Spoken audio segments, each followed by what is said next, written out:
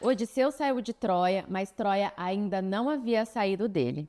Olá, sejam bem-vindos a mais um quadro Heróis no Divã. Eu sou a Carla e aqui toda semana um herói ou um vilão vai para o divã. E o herói que vai para o divã hoje é realmente um herói. Hoje vamos falar de Odisseu. Lembrando que nesse vídeo vamos falar apenas do Odisseu apresentado por Christopher Nolan. Então, se você ainda não assistiu o filme, salve esse vídeo para assistir depois. Vamos recapitular brevemente a história dele? Após a Guerra de Troia, Odisseu inicia sua jornada de volta para casa. Só que essa volta não é nada tranquila. Ele passa muito perrengue ao tentar reencontrar o seu caminho de volta para Ítaca, para Penélope e talvez para ele mesmo. Assistimos essa história por meio das próprias lembranças de Odisseu, na ilha de Calipso, onde ele tenta recordar tudo o que aconteceu.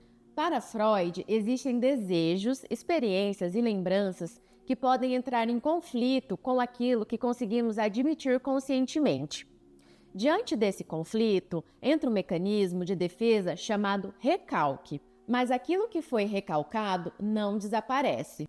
Continua produzindo efeitos e pode retornar de maneira indireta, no sonho, nas repetições e também nos chamados atos falhos. Na ilha de Calipso, Odisseu sente que tem algo que precisa ser lembrado.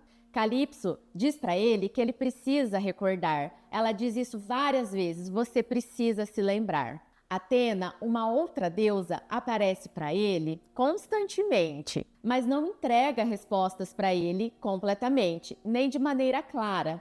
Ele chega a dizer isso para ela. Os deuses não falam de maneira clara. O nosso inconsciente também não se apresenta como uma voz organizada. Ele aparece por meio de imagens, fragmentos, repetições, esquecimentos e também algumas contradições. Por isso, nem sempre compreendemos imediatamente por que fazemos determinadas escolhas, porque determinadas situações continuam retornando em nossas vidas. Mas o que existe nessa história que é tão difícil de recordar? Vamos pensar em tudo que Odisseu viveu. Depois de sair de Troia, ele chega na ilha de Polifemo, o Ciclope, que mais tarde descobrimos que é filho de Poseidon. Depois de enfrentar o mar turbulento, ele chega também na ilha dos Lestrigões, onde perde quase toda a sua frota. Somente a embarcação de Odisseu é que sobrevive. Ou seja, ele assiste à morte de grande parte dos homens com quem conviveu 10 anos durante a Guerra de Troia.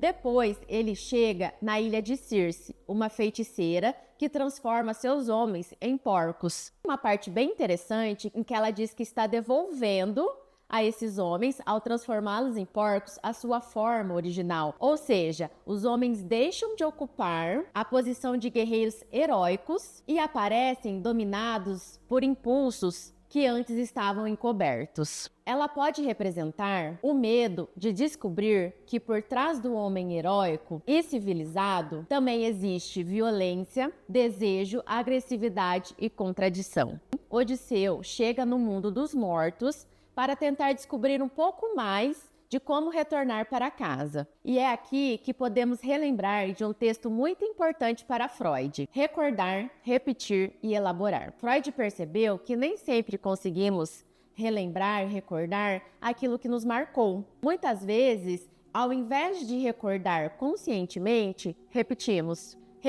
conflitos, escolhas e modos de sofrimento sem compreender exatamente o porquê. Odisseu também parece preso a uma repetição. Ele enfrenta uma batalha, escapa e encontra um novo perigo. E volta a usar a violência para sobreviver. Como se, mesmo após ter saído da Guerra de Troia, Troia ainda não tivesse saído dele. Elaborar é um trabalho. Reconhecer as repetições, enfrentar as resistências e construir uma nova relação com aquilo que aconteceu. Ao recordar sua trajetória, ele percebe que não é apenas o herói que venceu a Guerra de Troia. Ele também é um homem atravessado pela violência que praticou, pelas perdas que presenciou e pelas pessoas que não conseguiu salvar. Talvez seja por isso que voltar para casa seja tão difícil. Mas será que alguém consegue realmente voltar a ser aquilo que era depois de tudo que aconteceu? No fim, Odisseu não apaga tudo que aconteceu e tudo que ele viveu. e nem se livra completamente do seu passado. O que ele consegue fazer é reconhecer que aquela experiência faz parte da sua história. E talvez seja justamente esse movimento que lhe permita finalmente seguir adiante. Odisseu não chega em casa porque esqueceu a guerra. Ele consegue voltar porque consegue compreender que ainda carregava a guerra dentro de si. Será que Odisseu realmente ficou preso por 7 anos na ilha de Calipso ou ele fez 7 anos de análise? Me conta aqui nos comentários o que você acha e até a próxima. Tchau!